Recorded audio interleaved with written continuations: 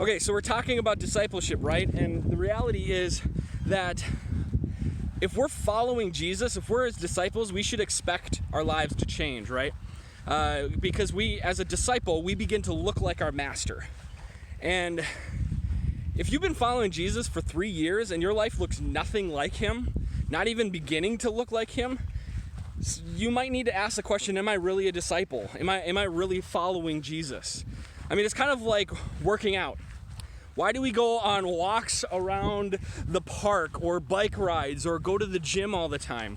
We expect our bodies to change. We expect to get thinner or to get toner. We expect to be more healthy and not be out of breath by going on a simple walk around the park, right?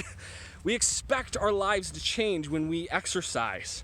And the same should be true of our faith. When we are intentionally following Jesus' commands, we should expect our life to change. And a lot of ways, it gets simply characterized by our love for one another. If you are following Jesus, our love for one another is going to be very observant.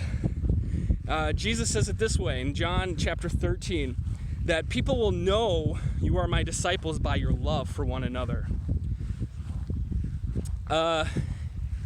1 Corinthians 13, this whole chapter dedicated to describing what love is. And it says in this passage at the end that you could do some amazing things in your life, but if you don't have love, all those things are pointless.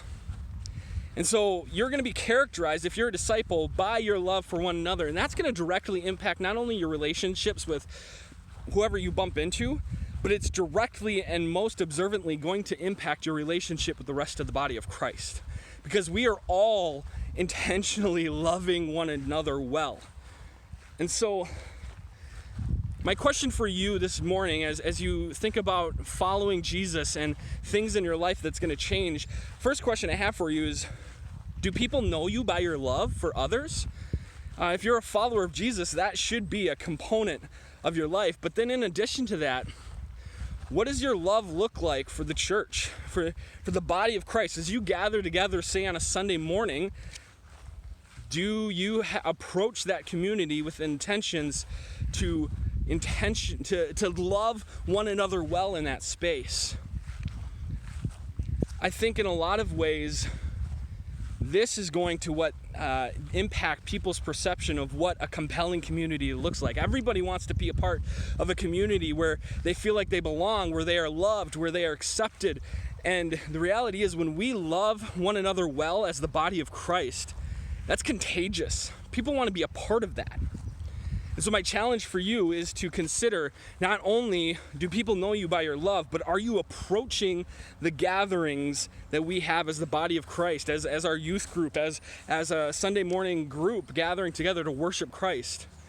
Are we loving one another well in such a way that everyone outside of our church says there's something different about that group? There's something different about you.